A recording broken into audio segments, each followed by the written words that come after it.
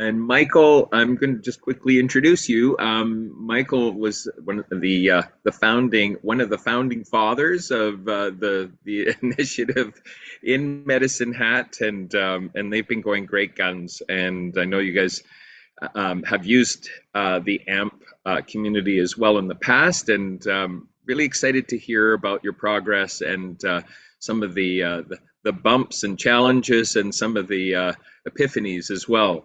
So, Michael, you've got the floor.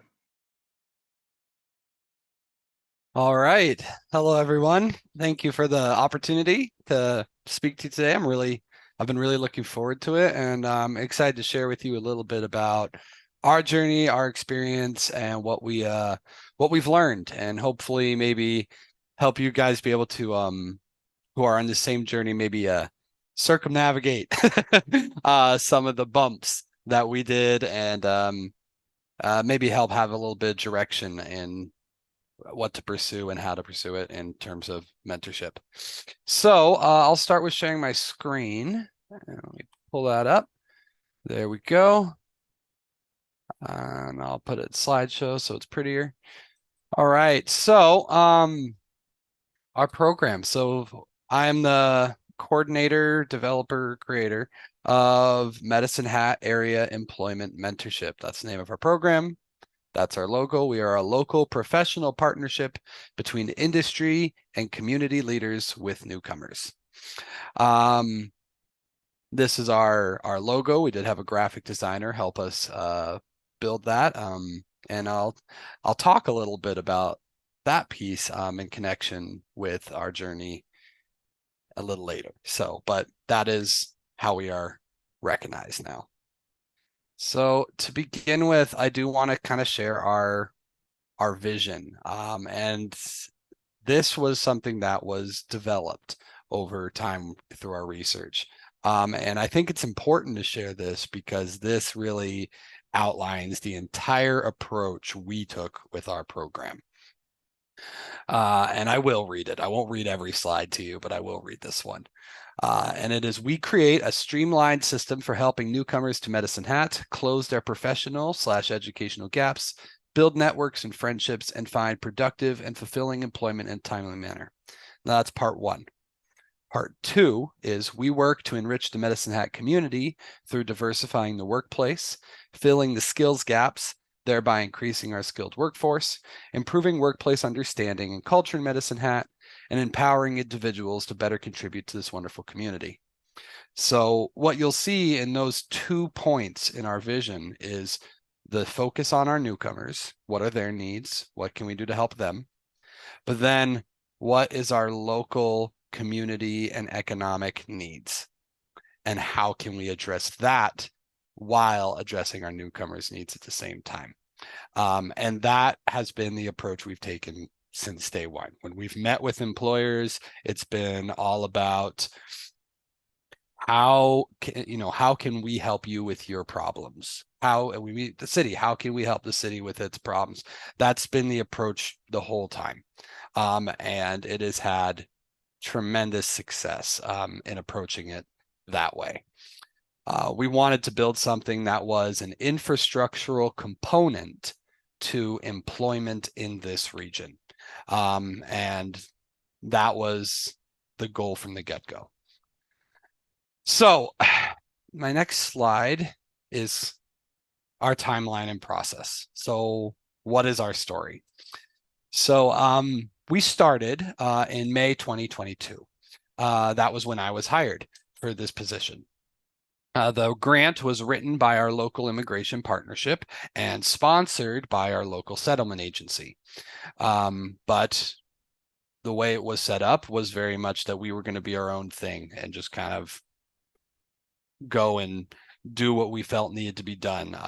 Our oversight was financial. And apart from that, that was basically it. So myself, I'm actually a newcomer myself. I'm not from Canada. I'm from the United States. When I got this job, I had gotten my permanent residency a month before.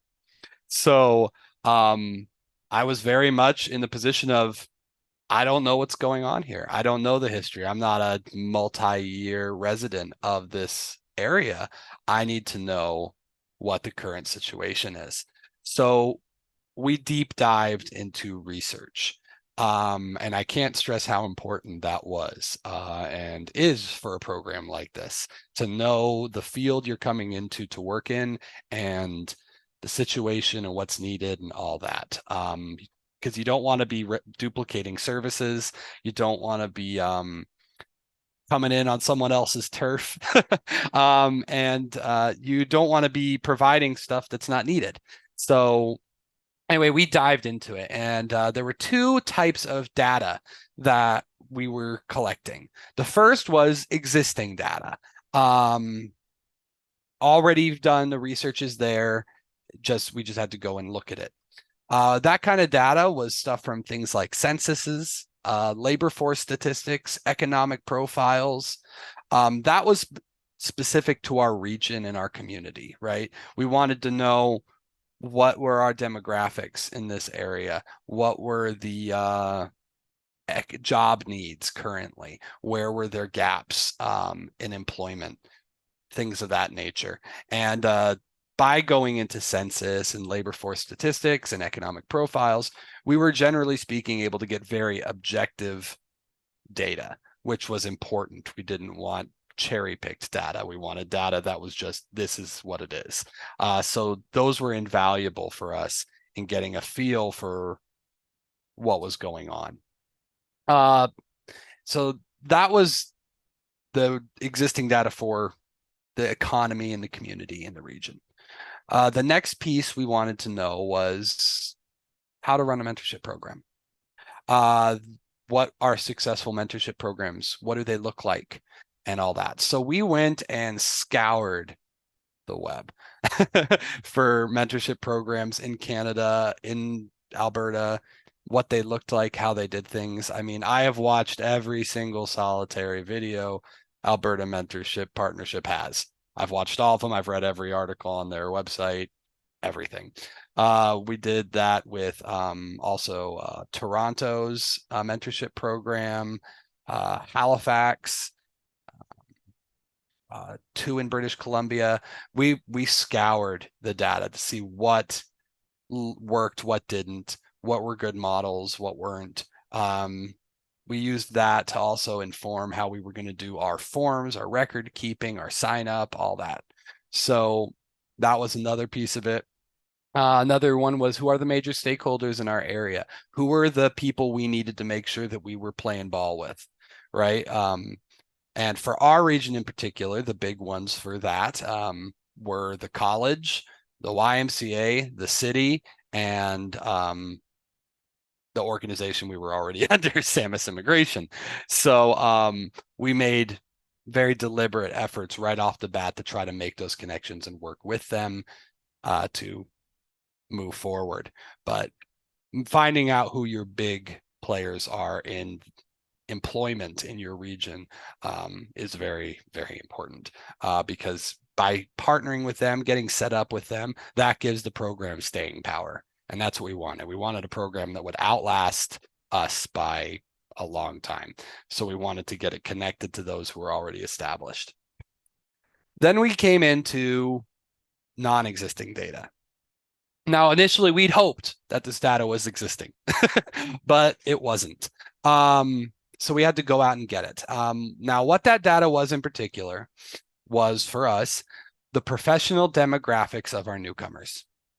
If I wanted to talk to employers in a way that wasn't sounding like we were asking for handouts or this, that, or the other, but trying to tell them that we can help them with their employment issues, we can help them with their skill issues, we can help them with their, the economic issues of the area by engaging and mentoring with us. We needed to have data to show them about how many newcomers are accountants, have a background in accounting in this area, how many have a background in the trades, how many of our newcomers in general have a professional background. And this data, we found, much to our surprise, really didn't exist. Some organizations kind of kept record of it, but it wasn't there. So we went out to go get that information. Um, Other information was like, what were the needs? What did our newcomers specifically lack or were missing? What were our employers specifically wanting or missing? That hadn't just, been reported in large scale research studies or whatnot. So we went out and got that information. The information on the newcomer demographics, that was a lot of work. We went and surveyed over 135 individuals in our community. And when I say we surveyed, I mean I sat down face to face with people and asked questions and wrote down information and put it all on a spreadsheet. It was we wanted to ensure the quality of our data, so we went out and did it ourselves. In doing that, we found a lot of information that I've been sharing with anyone who will listen to me in our region, to kind of educate people on where things are at. And I'll actually jump to that real quick and come back to this timeline. So this is the results of the data that we went and gathered. And what we found was that over half of our refugees alone were high skill professionals. And that was shocking to everybody we've talked to. But that was what our data had informed us. Based on their education, their work history, they fell into the knock levels of A, B, or 0. And that was over half of them. Now, we took that information and we paired that with the fact that all economic class newcomers are high skill professional by definition. And we also took the very conservative estimate that 1/3 of family class were high skill professionals. And what that resulted in was somewhere in the ballpark of 75% of all newcomers to our region, Medicine Hat and the surrounding areas, were high skill professionals. And the very sad statistic, which I'm sure all of us in mentorship are aware of, was that 95 to 98% of them were severely underemployed, like working at a greenhouse or a hotel, or fast food or something to that effect, when they have 10 to 20 years experience and college degrees and all that. So we've been sharing that information. We've been going and doing presentations with Rotary and with networking groups, business networking groups in the area, sharing it with people to college. We're sharing this data to anyone who will listen to us, because people aren't aware of it. The assumption is that it's a small percentage are professionals and most aren't, and it's completely the opposite.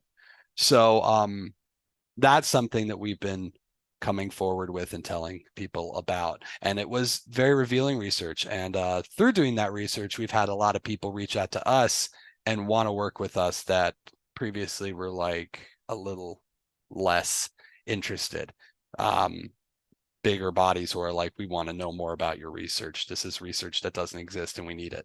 So big advantage, I'll put that forward, to doing research that hasn't been done yet, is that that's a great way to make friends with the organizations that you're going to want to be working with in mentorship. So other data that we found that was from existing data, but is always nice to drive home when you're talking with people, is just that and this reflects that we're getting ready to face a really big labor shortage in this country, in Alberta, but not just in Alberta, but in Canada in general.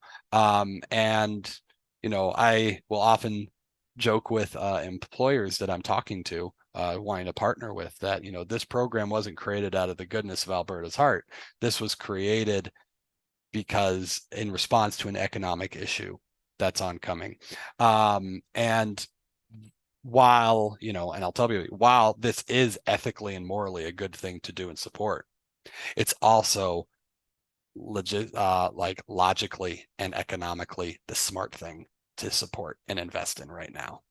And we try to drive that point home. And that's part of why Our vision, as I previously showed, is that twofold, because we're very aware that this program is created to help the economy in this region, but also because they're directly related, help our newcomers in this region get into those jobs that need to be filled. And we, quite frankly, in this country do not have enough people to fill them. So that's the research story. That took a long time. That was from May to September 2022. That was just all research all the time.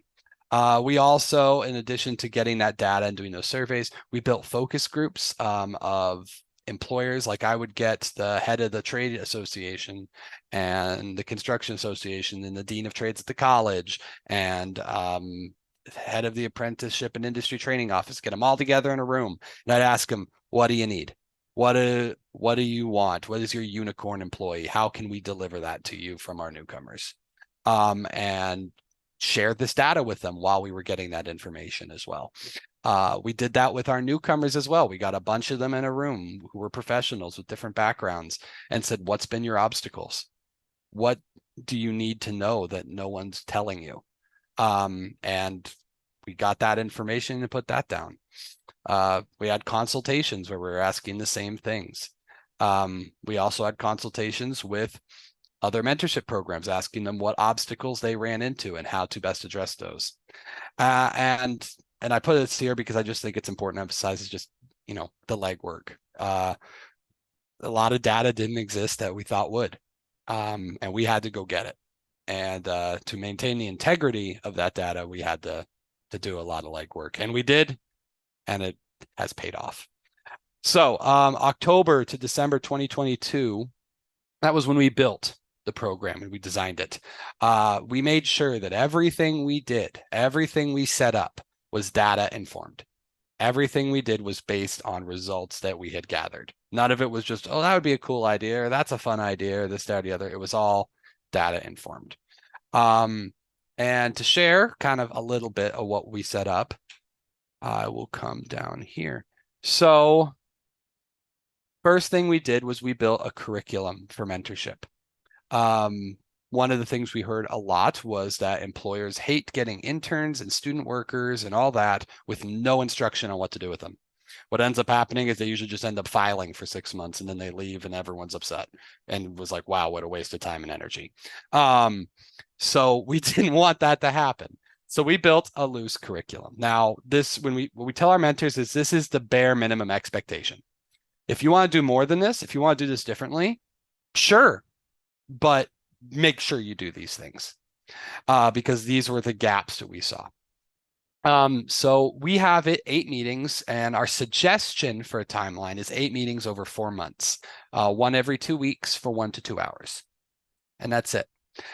We have found that level of commitment to it is really appealing to employers. I haven't had a single employer say that's a lot. Most of them have said something to the effect of, oh, really? That's all? And it's more than enough. So those meetings, our first one is a trust building meeting where they get to know each other a little bit. Next one, they discuss their professional experience or career journeys. Third meeting, we do a check-in, but that's the meeting where they do licensing and regulation discussions.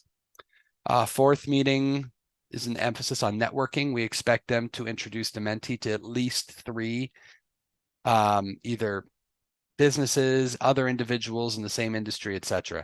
And we have emphasized to our mentors that doesn't mean take them to your workplace and introduce them to 3 cubicles right next to each other. That it's 3 different people. And if they do struggle with that, to let us know and we will help facilitate that. 5, a shadowing opportunity. Again, we tell our mentors if they can't provide it to let us know early on, and then we will work that out. We do have some employer partners who agree to let us send people in for job shadowing. An evaluation and action plan. So we've, for meeting 6, we feel at this point, the mentee and the mentor know each other well enough where the mentor and them can sit down with them and say, all right, these are what you're missing. Let's write down a plan, make a plan for going and getting what you need. And then the next meeting is implementation check-in to see, hey, Did you go and do any of the stuff you planned? What were the results? Did you run into obstacles? How can we help, etc.? And then the last meeting is a wrap up where the mentee shares, what they feel like they learned and experienced from the program, gives some suggestions, feedback, whatever. And the mentor does the same, actually, shares what they learned from the program. Every person we've had mentor so far with this model wants to mentor again. I have not had one person say, hey, that was fun, but I'm done. All of them have said, please contact me again. I want to do this again. So we had that. We set up this model. You'll notice that this model is very focused on industry specific stuff. And that is important to us. We didn't want to waste our mentors' time. So we wanted to make sure that their meetings were industry specific. General stuff, we didn't want them to worry about. So that comes over to here. We also provide a series of workshops for our mentees. Those are the general things that go across the board. We do Canadian style resumes, Canadian style interviews, Canadian financial culture. That one was a surprise. When we were working with people, we live in North America, which is a country where credit rating, loans for education, all that is a thing. It's normal. It's expected. It's not weird to us. It's weird pretty much everywhere else. When someone comes here and they need to get credentialing or certificates or whatever, certifications, and it has a high price point, and they're working and trying to save their pennies at the greenhouse or fast food to pay for that certification, it's just never going to happen. So kind of some education on that's, that you can trust the banks here, that there are loans for this with reasonable terms and stuff. That was a surprise that we didn't realize we needed to educate our newcomers on, but a lot of them were stopped in their progression because they wouldn't go get their certifications because it was expensive. How to use and set up a LinkedIn account, how to be a mentor, that one's for mentors, obviously. Intercultural competency, that one is mentors and mentees. Local services introduction and professional conference opportunities for networking. Just a couple things on this. These were all more general things that we felt a mentor didn't have to touch on generally, things that we could have taught by others. How we provide these, though, I think is important, is that myself and my colleague who works part-time to help me out, his name is Yusuf Mohammed, he's great. He had a lot of connections in the community, so he partnered with me starting off quite early to help me get to know people more quickly. But we don't provide all these, me and him. We wanted this to be community owned, infrastructural component of employment in this region, as I said. So we wanted to engage the services that were already here. So we've worked hard to try to find those in the community who are already providing training on this and engage them as part of our program. We didn't want to duplicate services. We didn't want to compete. They're fun little piece of Medicine Hat history. Medicine Hat, for whatever reason in the past, had a little bit of competition in the employment support market, weirdly enough. But we didn't want to be part of that. We didn't want to be another piece of that. We wanted to use what was already there. So we made sure that we dived right into that. So one other point that I think is important to note on the workshops, or I guess 2 points. Number one was, you'll see here I have Canadian style, Canadian financial. That is very deliberate, because a lot of people will come into your program and will say, well, I know how to write a resume. Well, I know how to do interviews. Well, I know how to do finances. Heck, I'm an accountant. They don't know how it is in this country. It's different in this country. And they might not realize that. They might not even take your word for that. But labeling it as Canadian style will help them realize, that this is, they're not taking your word for it. They just, they take the name's word for it, if nothing else. But it is a gap that we did identify. And if you want positive, people wanting to go to those workshops, it's good to emphasize the Canadian style part. Especially because sometimes when you got someone with so much experience, so much education, if you tell them I'm going to teach you how to write a resume, it's a little insulting. But when you tell them, no, I'm going to show you how resumes differ in Canada than your home country, that's much better. So that's point one. Point two, we found post-COVID that in-person workshops just ain't happening very well. We would host an in-person workshop, we'd get 2 people to show up consistently. We'd advertise, we'd call, we'd bother the heck out of our mentees, and we'd get 2 to show up. But when we ran virtual or hybrid, we had much, much higher attendance. We would have, 6 to 10 people in it. So, we all have our personal feelings or opinions about virtual versus in person. But for the success of these programs, I cannot stress enough that hybrid or virtual. You can still do in person with hybrid, but if you want people to show up, you need to be willing to make that concession in this day and age. Otherwise, you won't have people show up no matter how hard you try. That was our experience, at least in this region. So that is something I cannot emphasize enough, is to make sure that you're willing to have the virtual hybrid model for your workshops. Don't waste your time like we did, and try to have workshops and bother the heck out of your mentees about them and have 2 people show up. Or 1 person show up. That's even worse when you have, especially when you're partnering and having another organization provide the workshop and they do all this work, and then you have 1 person. That's not a good feeling. That's not a good day. So be willing to widen your net with that virtual hybrid model. And it helps a lot when you have mentees who have incredibly busy schedules because of survival work or kids or whatnot. Because then they can hop in on their phone while they're driving between places, or put on some headphones and put it on their phone while they're working at, A&W or whatever. It's being flexible like that is important. So that hits our curriculum. We have the specific, industry specific with the mentor, general via workshops. And workshops are a great opportunity to partner with your community and provide staying power to your organization, but also to not duplicate service. So going back to our timeline, that was October through December. Then January to now was our test run. And that's where we saw what worked, what didn't, and made pivots. One of those pivots was what I just mentioned about the workshops, virtual, hybrid, in person, all that.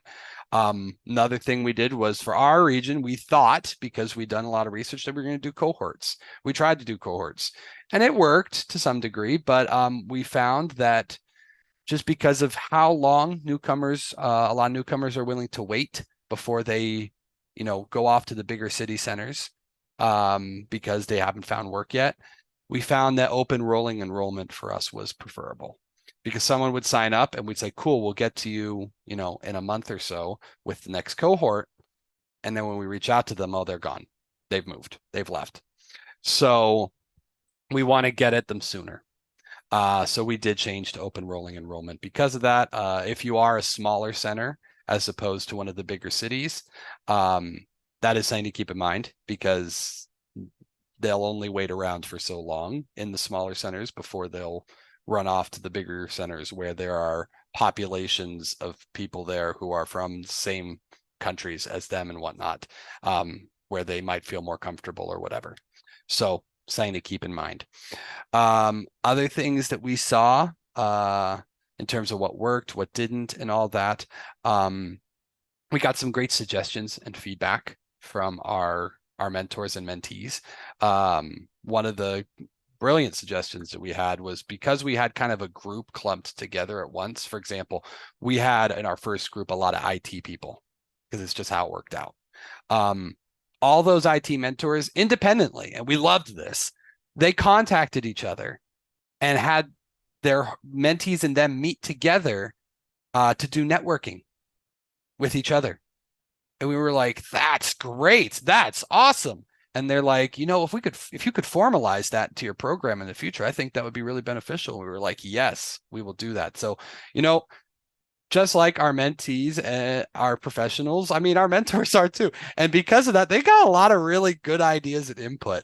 Both of them do. So, take that into account. The input from your mentees and mentors is top tier stuff, and they have some great ideas that can really benefit the program as a whole. And you'll see at the bottom here we have repeat.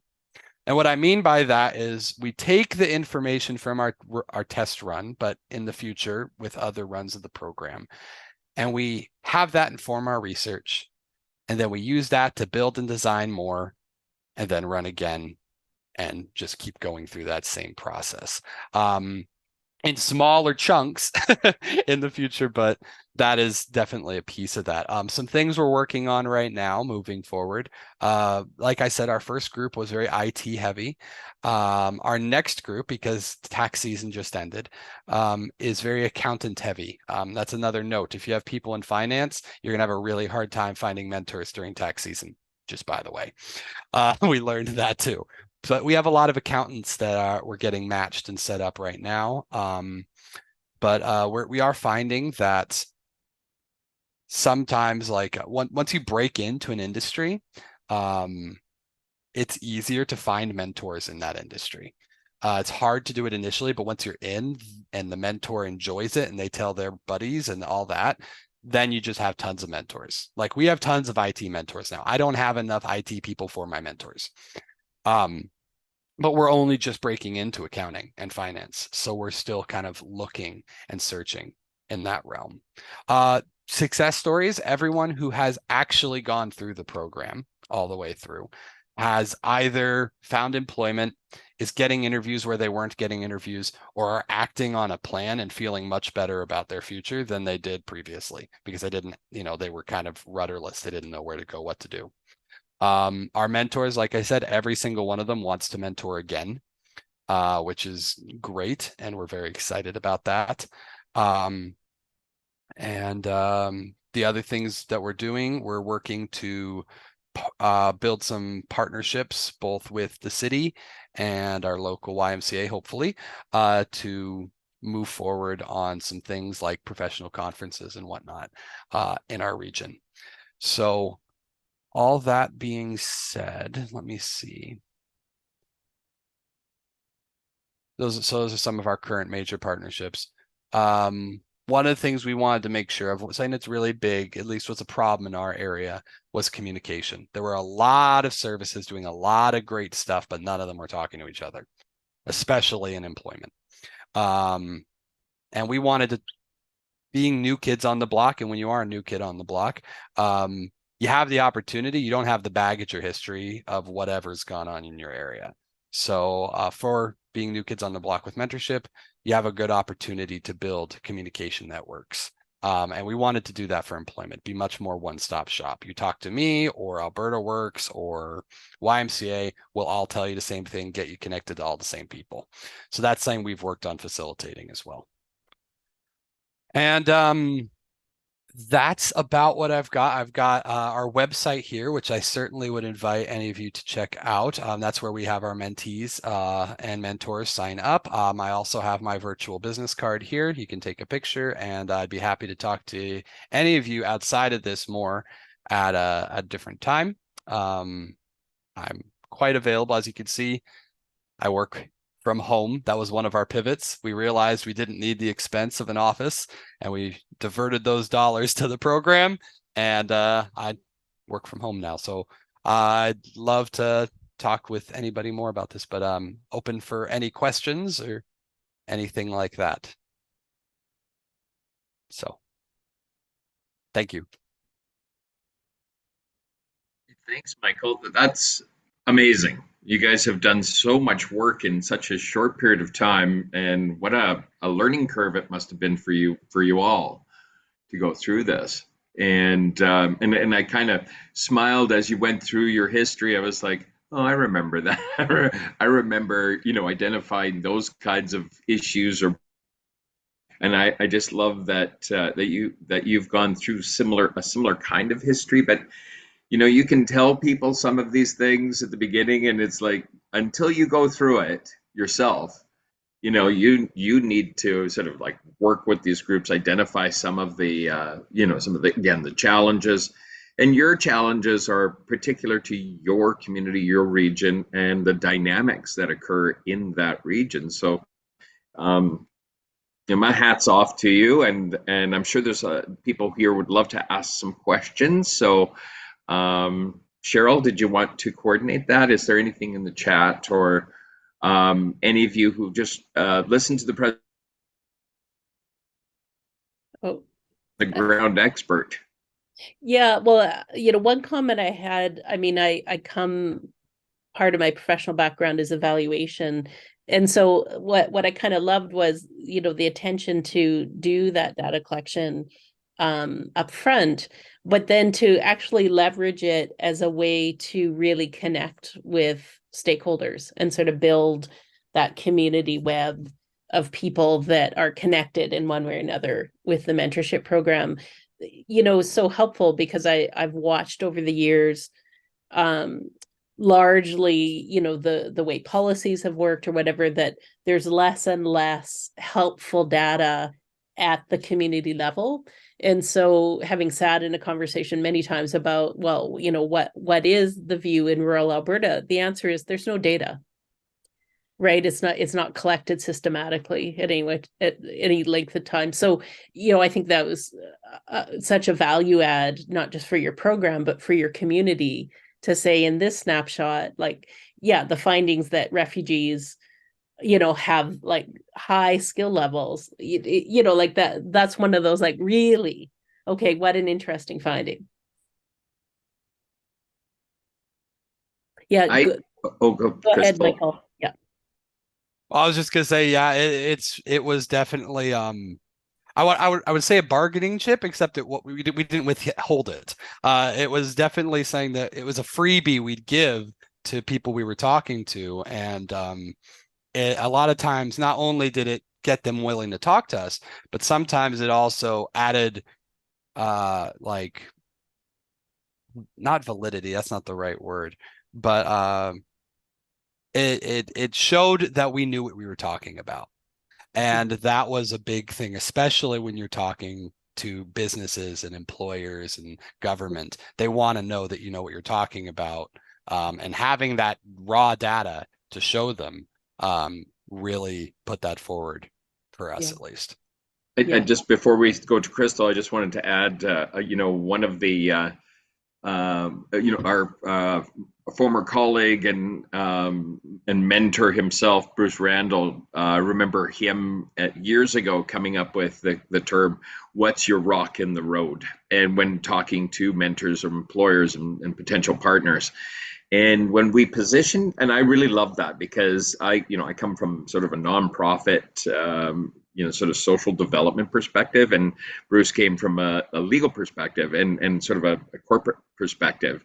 And I loved it when he shaped it that way because, I think there was more of a penchant for corporations, employers to say, because they all have issues and they're looking for solutions to issues. Yeah. If you come to them as a sort of charity or a social, sort of program, they, of course, they love it, they respect it, but they're looking for solutions. And I love the way you approach that because you're probably going to get more employers and more partners that way because they want you to be a part of that solution. Yeah. It's one of the things we say a lot is we are representing a huge untapped skilled labor market. And that gets, the ears up for the businesses. They get excited when they hear that. So Yeah. Great. Yeah, Crystal and Camilla, did you want to ask your question? Go ahead, Camilla. Hi, Michael. I just want to ask, how did you do research about the census? The census. Okay, so what I did with the census was, I'm not sharing anymore, but let me go to the data page so I can say exactly what I pulled. So what I wanted to know from the census was how many of our newcomers in our region were economic class, family class, and refugee, and where were they from? That's what I wanted to know. And that data is in the census. It's there.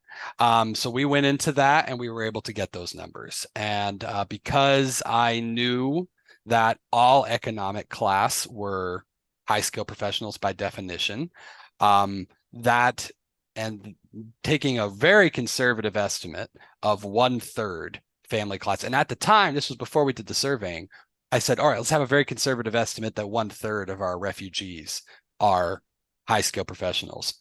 That came out when I did the math down, that 64% of newcomers to Medicine Hat were professionals. And that alone got conversations going saying that. Then I went and did the survey data, found out that the refugee numbers were even higher. And I was able to say, actually, it's more like 75% of all newcomers in this region are professionals. And but that specifically was the data I was after with the census. And also, yeah, that's the data I was after in the census, where they were from, what class of newcomer they were, and how those percentages came out. For us, it was 46% were economic, 29% were family, 24% were refugee, 60% of our population, our newcomer population, came from Asia, 15% from Europe, 15% from Latin America, and 10% from Africa. So we wanted that data to help inform the professional demographic chart we were going to build eventually, and it certainly did. The labor force statistics, that data is what told us about for the cumulative imbalance in Alberta doubling in 2023, and by 2030 reaching 45,800, which would be, I believe, the high ever. So that is the data we pulled from labor force statistics specifically. No, and I think that's will serve you well as you move ahead with your mentorship program, especially when you talk to funders. As you said earlier, having that kind of data is powerful, and certainly hopefully will move or at least give funders another second look at what you're doing, because they respond to those kinds of demands and needs, right? Not having those numbers probably it doesn't make your proposal that stronger. So having it now, you've got something to negotiate with, which I think is really great. I'm just wondering if there's any other questions, and if not, I've got a question for you as well. Anybody have any questions for Michael on his presentation? Just fantastic presentation though, Michael. Thank you.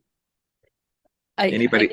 I know one I'm curious about. I noticed in lots of what you put out, everything from your roadmap, you were clearly very conscious of the business community audience for that. Yes. And I know that, working with Yusuf, coming from that background, what would you say are the top 3 things you did that really made it work well? Because to have,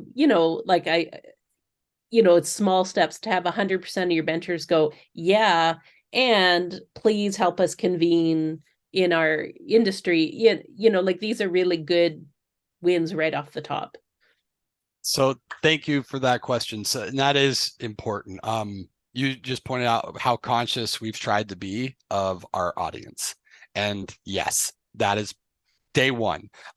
So I talked about how we got a graphic designer to help us with our logo, but not only with our logo, they helped us with our business cards, they helped us with our website, they helped us with everything. And what we told them was, we don't want to look like a nonprofit. That was something we very deliberately said. We said, we don't want to look like a nonprofit. We want to look like a business. We want to look like a high-end business networking organization. Something like that. That's the image we want to portray. That's the image we try to portray when we meet with people. And that was something we have tried from day one. That has always been the approach, because there is specific stylistic approaches, language that is used, etc., in nonprofits that are very nonprofit. And we've tried to avoid that. One of the things that we've also tried to avoid, as I said, our parent organization is Saamis Immigration Services. But if you go on our website and stuff, you don't see it anywhere. And that's deliberate. And that's deliberate because people have the incorrect assumption that a settlement agency is just for refugees.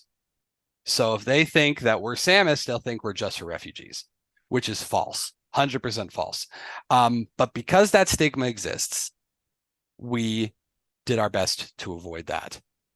So there's been lots of very deliberate moves to not look like a nonprofit, not sound like a nonprofit, and not necessarily be super closely associated with nonprofits. And that's, I work in a this is a nonprofit, and I love nonprofit work, but we were cognizant of talking with employers, talking with businesses, how they tend to view that world and whatnot. So, I mean, I remember when we did the name of our program, even the name, there was a lot of, we got input from stakeholders, and there was a lot of input we had to reject. And we had to be brave enough to do that because some of our nonprofit stakeholders were wanting to do a lot of the touchy-feely stuff. And we were like, no, we don't want that. Because that's gonna, a business will look at that and say, ooh, that's a lot of work. That's a lot of change. I don't want to do that. And we didn't want them to be scared off by that. So that is a wonderful question and point, Cheryl. Thank you. Michael, I know, and everybody on the line, I know it's 12 o'clock, and are we okay if, for those of you who would like to stay a little bit longer, and Michael, if you're okay to stay a little bit longer, we'll just maybe extend it a few minutes. For those that have to leave, I know that Glenn has had to leave, unfortunately. So if you want, if you could grace us with an extra 5-10 minutes, Michael, that would be great. Absolutely. There is a question in the chat from Tyler. He says, are you tracking the economic gain/loss of professional newcomers securing employment and remaining in Medicine Hat versus leaving Medicine Hat? So we're aware of it.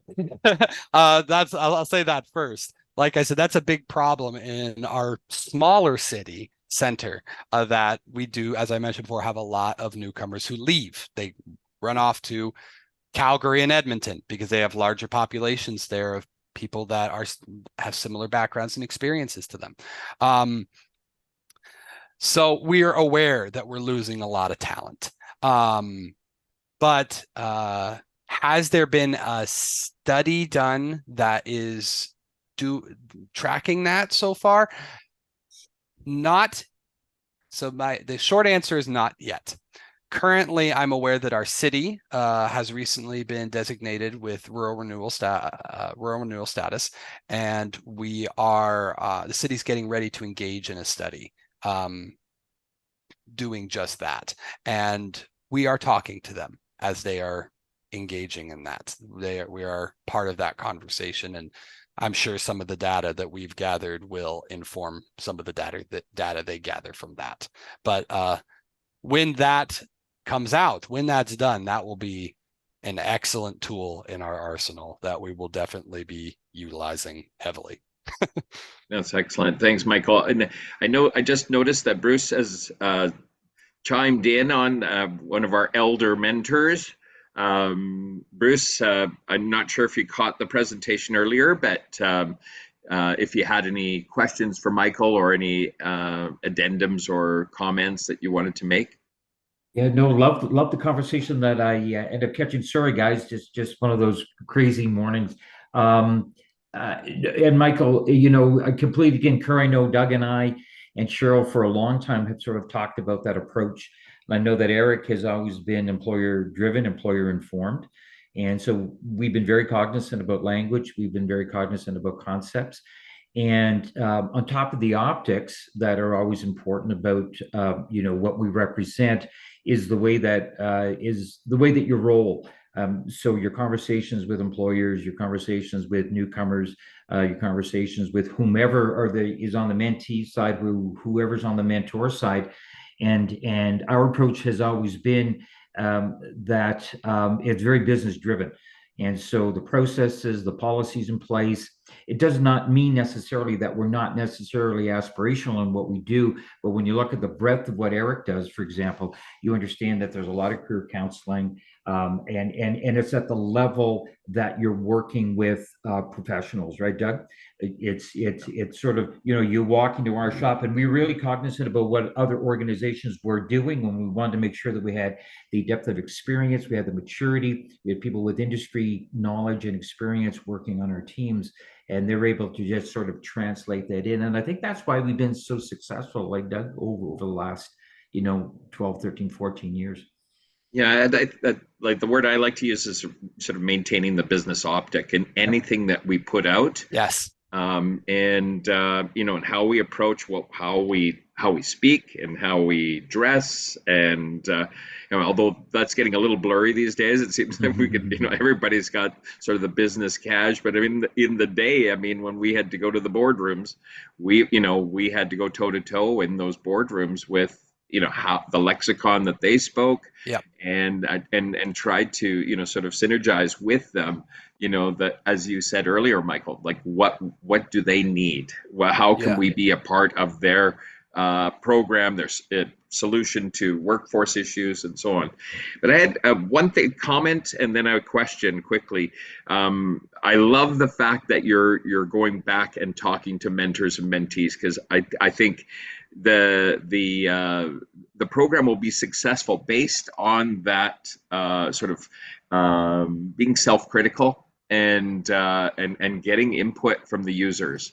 And because whatever design you come up with, that's great, but as you said earlier, like they are the ones who are using the program. They're the ones who are going to be able to tell you where we might be missing the boat, or what kinds of things we might add in the future. So I think that's a real recipe for success for you folks. Constantly sort of engaging and being self-critical, I think, is really important. But my question is, how successful were you in the trades area? Because I know we sort of delved in there a little bit, and it was a tough nut for us. So I'm just kind of curious how things went for you in that foray. So trades, it is a tough nut, and we're still working on it. One of the issues we ran into was definitely schedules. Sometimes a tradesman was willing to mentor, and then all of a sudden his schedule changed and he couldn't do it anymore. So it is kind of a tough one. We found that a big boon for us was getting in contact with the local association. The Medicine Hat Construction Association, we got a hold of them there, and they had a very forward thinking, expansive president who wants to do lots of new things in trades in Medicine Hat, because it's one of the industries, quite frankly, with labor shortages coming, that's suffering the most. So we talked to him a lot and are continuing to talk to him a lot. And he's very supportive of what we're doing. One of the things we found that's very helpful is, rather than going out and cold calling people for mentors, we like finding our association leaders and asking them for mentors. And then they reach out into their enormous networks and come back with stuff. That's how we got all our IT mentors. All of them. We contacted the head of the person in charge of Apex in this region. That's like southeastern Alberta's IT and tech people, and said, I have these 4 guys with this experience in these different things. Can you help me find mentors? 2 weeks later, she had 4 mentors for me. And that's how we've tried to kind of move forward. And that's what we want to be doing. That's what we're trying to be doing with the trades. We frankly at the moment don't have as many tradesmen registered with the program, mentees, registered at the program yet, because we had a big influx with the Ukrainians coming in, and most of them were IT and finance. So that's been kind of the emphasis, because they're mostly what's signed up for who's signed up for the program so far. But we're continuing to reach out and try to get more folks in. And I think that from what I've heard, that's pretty typical to see, is that's going to come in waves, what you have lots of, and those waves will come with world events. So right now we have a lot of IT and finance. So that's what we're focusing on developing. But for getting into trades, my experience suggestion is get in good with the people in charge of it, because there are so many small tradesmen companies that are successful small tradesman companies, but they're registered with the association, and the easiest way to get a hold of them in their busy schedules is through their associations. So, Michael, there was a project that Doug and I did. Doug, you must have been about 8 years ago with St. Nate and Cano College. And Michael, we were asked to come in and to give recommendations on mentoring for newcomer Red Seal folks. Yes. Who were undergoing an apprenticeship. So they were doing language update, they were doing an apprenticeship, and we were asked to advise on a mentoring program. And where we landed, so we were able to work through the polytechnics, which was great. And then we were able to make a recommendation that you don't have to do the typical kind of mentoring we would do with with an IT person or with a finance person, it's so different. Yeah, small group, and so where we all landed was sort of on small group mentoring, and they were being mentored not by folks who would necessarily have to take them on as a principal, because we didn't want that extra burden, right? Yeah. And as it turned out, between the schools and, as you said, the associations and the employers, it all worked out. So all three locales ran a really good mentoring program. Yeah, and we've been talking a little bit about that same idea. We actually came to a similar conclusion with the groups. We're working with the college currently to try to help facilitate that, because they already have teachers and stuff there who have expressed a willingness to mentor for free, and incorporate that into what they do, and maybe even where necessary segue them into the college for certifications as necessary. We're also in conversations with the apprenticeship and industry training office. Unfortunately, they recently had a bit of a changing of hats because of some health problems some folks were having. So we're still pursuing that relationship. But we did find certainly that in the trades, the direct approach doesn't work very well. No. It's definitely getting to the higher up people who have all the connections in the trades. And also, I definitely think that the group mentoring is probably far more feasible, beneficial in those circumstances. But Well, thanks, Michael. And I know now we're getting to 12:11. I know people have other appointments and lunches and everything else in their day. On behalf of the AMP project and Cheryl and myself and Bruce, thank you so much for presenting today. This is mentoring in some ways, because this is taking, and paying it forward, really. This is really great because we can always learn. I know that even for old guys like Bruce and I, we're constantly still learning. I think that's the beauty of mentorship, is that I'm always excited and curious about how people are approaching these things, and so very open to some new ideas and nuanced approaches. I think this is excellent, and congratulations.